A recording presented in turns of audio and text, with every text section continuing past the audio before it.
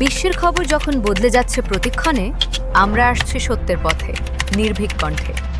CNW news TV সংবাদ, যেখানে শুধু তথ্য নয়, বিশ্লেষণও সমান শক্তিশালী। নতুন বছরের শুরুতে এক আবেগঘন পরিবেশ সর্বসাধারণের জন্য উন্মুক্ত করা হয়েছে সাবেক প্রধানমন্ত্রী খালেদা জিয়া এবং শহীদ রাষ্ট্রপতি জিয়াউর রহমানের সমাধিস্থল প্রাঙ্গণ।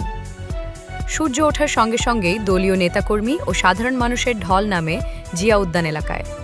কারো চোখে অশ্রু, কারো কণ্ঠে দোয়ার ভাষা। দিনভর চলছে কোরআন তেলাওয়াত, দোয়া ও মোনাজাত। প্রিয় নেত্রীর স্মৃতিচারণে অনেকে আবেগে আপ্লুত। বিভিন্ন পেশাজীবী সংগঠন এবং রাজনৈতিক নেতৃবৃন্দ শ্রদ্ধা জানাচ্ছেন পুষ্পস্তবক অর্পণের মাধ্যমে। ফুলে ফুলে ঢেকে গেছে সমাধি কমপ্লেক্সের চারপাশ।